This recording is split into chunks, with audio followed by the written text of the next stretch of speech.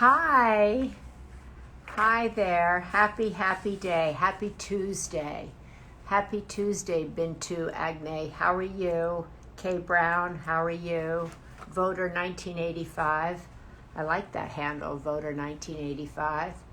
Hi, Peg Sahagun. How are you? Happy Tuesday to you. I hope everybody's having an A-OK day. I know it's kind of wild out there, crazy out there, exhausting out there, chaotic out there.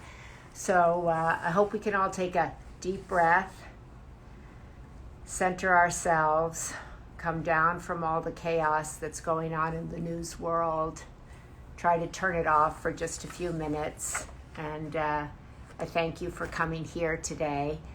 I'm really excited to talk to a very brave young woman who's doing a brave thing on Instagram.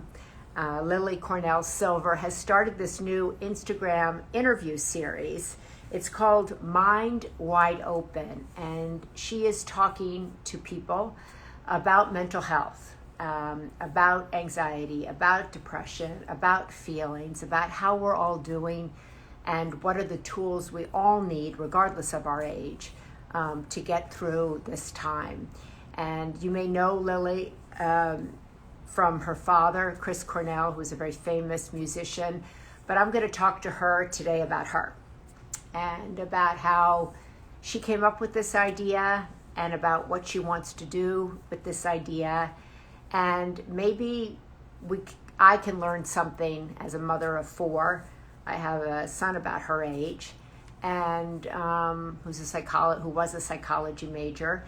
And I noticed that my kids and all the young people who come to my home and my table are all talking about mental health issues. They're all talking about anxiety. They're all talking about depression, about uncertainty, about what's going on in our politics, what's going on in our world. So I'm glad you're here today to join us. I have family, but I'm looking forward to meeting her, and I am excited, and I hope you are too. There she is. Hi. Hi, Maria. How are you? I'm good. How are you? I'm well. Thank you so much for having me. Oh, my pleasure. My pleasure. You're such a beautiful, well-spoken young woman. I was watching your series last night, sitting in my kitchen, watching you go through and watching your introductions, and you're doing such a great job with your Mind Wide Open, Lily. So Thank you. bravo. Thank you so much. Thank you. So talk to me a little bit and talk to the viewers out there about how you came up and what does Mind Wide Open mean to you? Yeah. So I came up with the idea in quarantine as you were just talking about.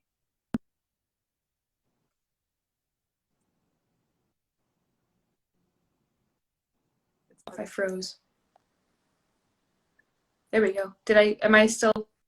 I think you're having a little bit, you're still there, but you're kind of coming in and out. Can you, maybe you can reboot? I don't know if that's possible. I think, there you go. Are you there? Is it working? Yeah. Yeah, I think it's working a little bit better. There you go. There's your big Okay. smile. I think we got Perfect. Okay, perfect. No, I came up with the idea just because, as you said, mental health is something that everybody's talking about right now, especially young people. And I was really struggling in quarantine with my own mental health, with depression and with anxiety. And I wanted to create a platform where mental health is something that can be talked about without a stigma and without shame, and where it can be something where resources are really easily accessible. Because I think that's one of the main things about mental health is that it can be so inaccessible to find resources and find people to talk about it with. So that was my goal. So you said that you wanted to talk about mental health without stigma. How's that going? Exactly. I mean, it's going pretty well. I think it's one of the things that I was most excited about was fostering a community where people felt they could talk about it without being judged and where they felt comfortable, being in some sort of online-based community where they could just share their experiences and get insight from mental health professionals or hear people they admire talk about it. And the number one response I've been getting is like, thank God you're talking about this. Like, I really needed somebody to talk about this. Or people saying, like, I I watch this with my dad, or I watch this with my daughter, and we've never talked about mental health before. And so this like allowed us to open up a conversation about mental health. And that's something that is like so huge for me. So that made me super happy. What advice do you have, Lily? Because I have 4 young kids, 23, 27, 29, 30. And there seems to be a lot of angst, as I was saying, in their generation amongst their friends. So help me as a parent. How do you suggest to parents to begin the conversation with people in their 20s about their mental health? Because sometimes you talk about like, how are you doing? How are you feeling? You get good. Fine. Totally. Yeah. Totally. So, and sometimes you get that more from boys than with girls. Right. So what's the best way you think for parents to begin that conversation about this subject? I mean, for me, like I come from, I was raised by a mother who was so open about mental health and made me let me know that there's never shame and never stigma around how I'm feeling. So I'm so blessed in that way. But I in my second interview, I talked to Dr. Mark Brackett from the Yale Center for Emotional Intelligence, and he talks about the importance of children having adult role models in their lives who show them that they can take care of their own mental health. And I think that's one of the main things that young people have a hard time going to their parents for mental health help, because they maybe see that their parents aren't equipped to take care of their own mental health. And so having a parent be an example of that sometimes is I think all that necessarily needs to happen for a child to feel comfortable talking to their parents about it. I love Mark Brackett. I've interviewed him a couple times. He works with my brother, and he's terrific. And he's amazing. Very great to get you to begin talking about feelings, get kids to talk at a very early age about feelings. Exactly. And I think, sometimes we parents are also struggling themselves, right? Mm-hmm. Exactly. Right. And so do you talk to your mother about, maybe do you say to her, are you struggling? Maybe there's something we have in common. I'm always interested in how we can build conversation across generations. Definitely. I think something that helps me a lot in talking to both of my parents was being able to talk about their own experiences with anxiety and their own experiences with depression. And my mom tells me all the time, like when I was your age, I was really struggling with my mental health and things were super hard. And that's something that really makes me feel validated and makes me feel heard. But she's someone too who models radical vulnerability, and is able to tell me like, I'm feeling really sad right now, or I'm feeling really hurt right now. And like just being able to model what being open and having like healthy emotions and healthy boundaries looks like has taught me a lot, and has let me know that it's okay to be open with her about how I'm feeling, because I know she can take that on. Would you also discuss that with your dad, who is quite open about his own struggles? Mm-hmm, mm-hmm. Yeah, I mean, he said something very similar, that he has struggled with anxiety and depression since he was like 12, and it's something that I've come by very honestly.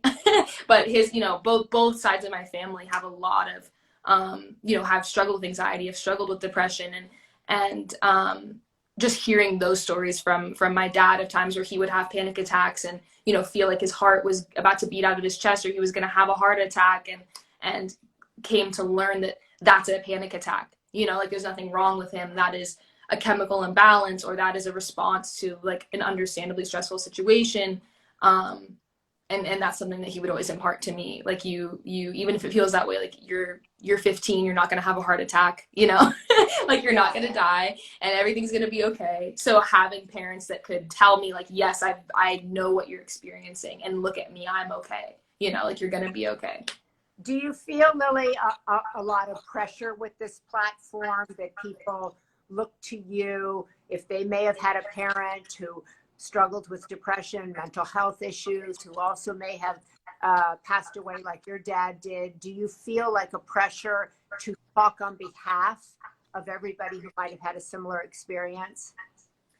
I mean, I'm sure more than me, the pressures that can come with having a platform and wanting to use that for good.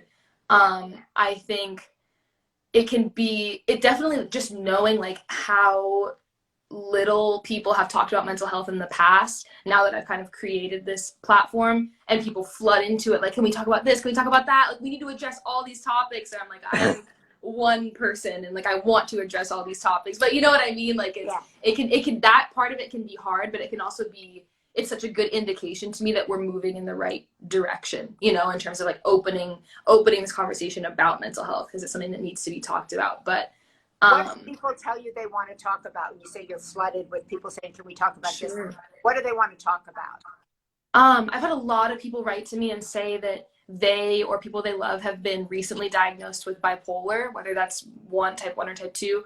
But that's been something I've been seeing like a lot lately. And then also people just like, I'm really struggling with this pandemic, or I'm struggling circumstantially because I've lost my job, or, you know, like I have a lot of people of color writing and saying like this, you know, I'm experiencing a lot of issues with intergenerational trauma, or like the cycle of watching police brutality on the news 24 hours a day is so disturbing. And so there are, obviously when you talk about mental health, there are so many different topics within that need to be discussed. So trying to hit every one of them eventually may take a couple years, but.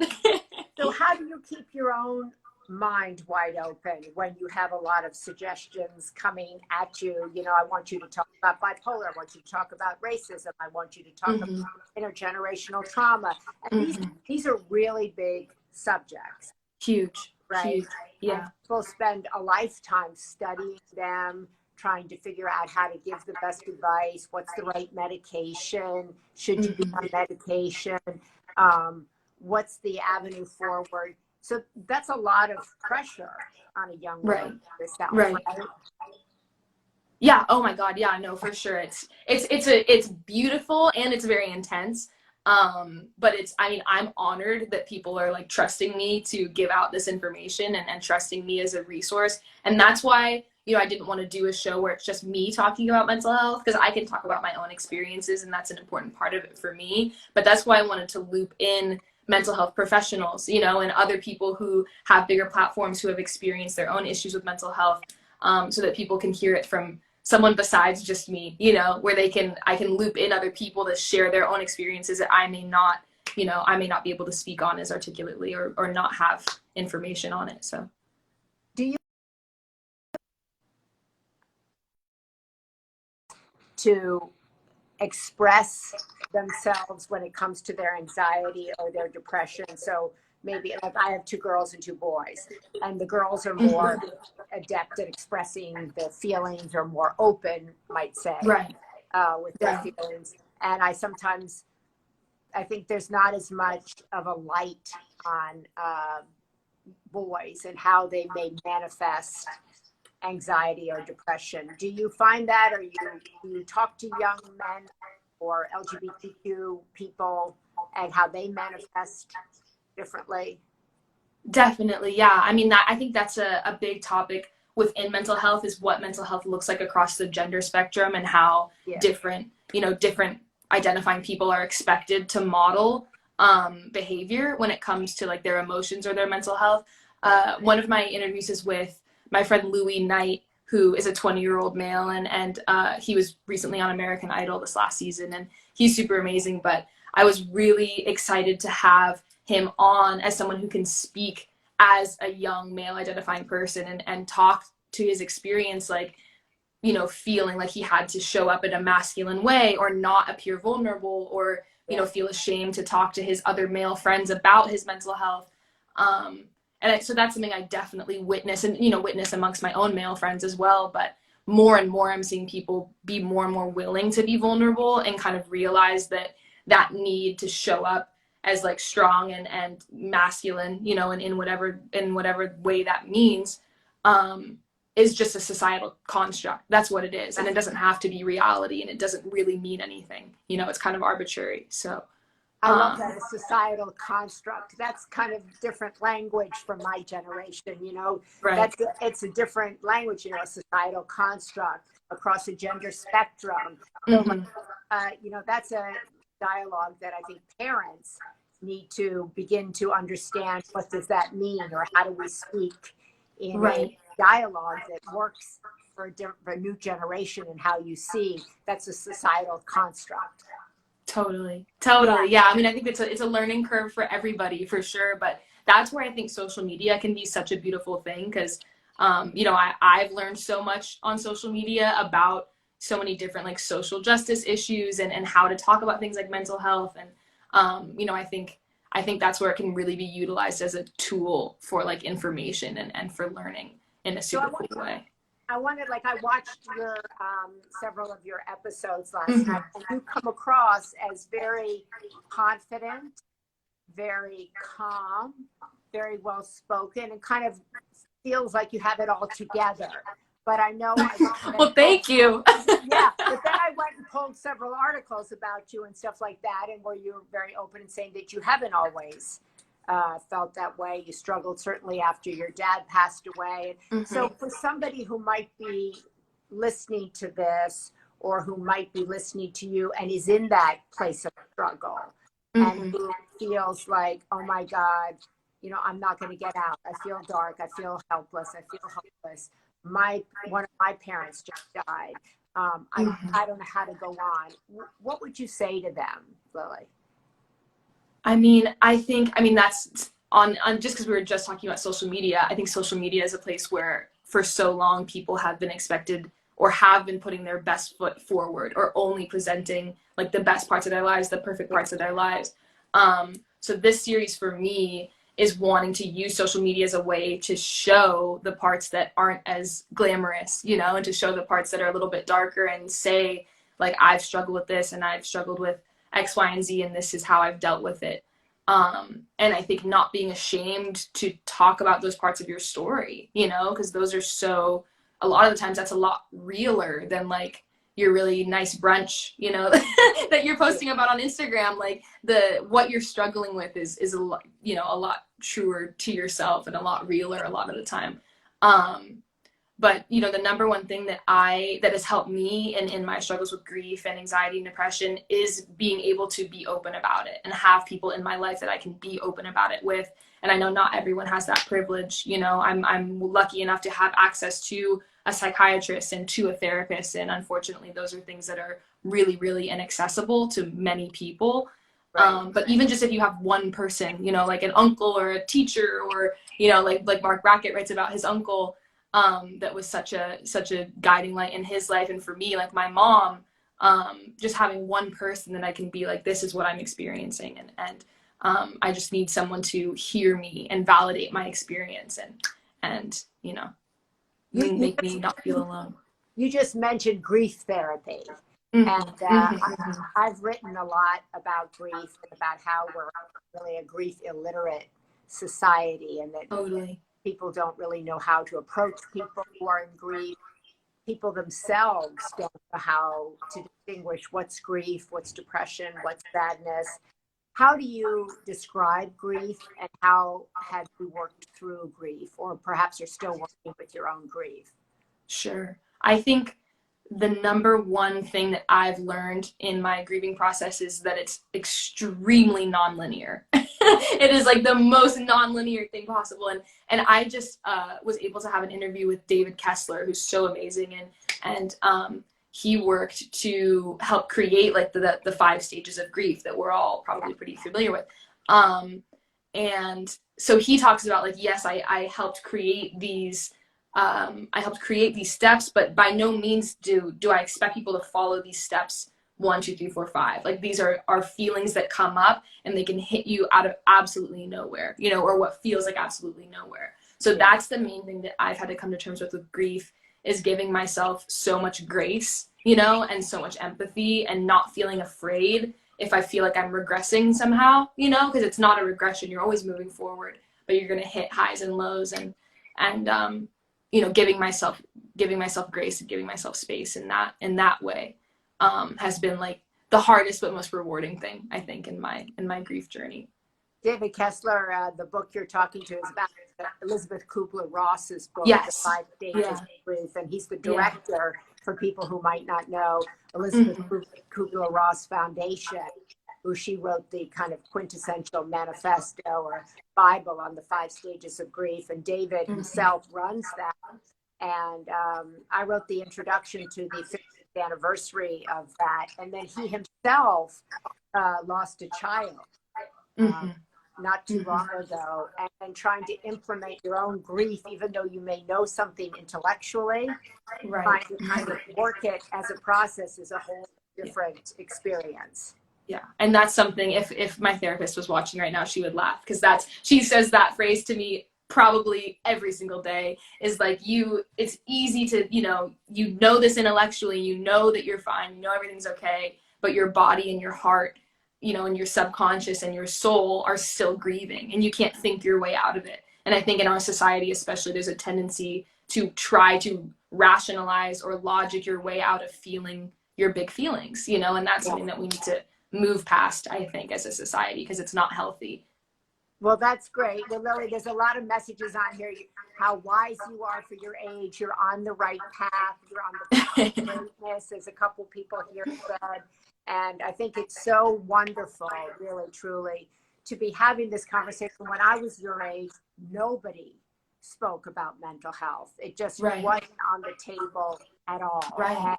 I think people would talk about mental health in terms of somebody having an addiction issue, but otherwise it was, something that was in the closet, really. So I think bringing it out particularly for young people, allowing people to see a path where they can talk about anything and see you talk about anything is a great service.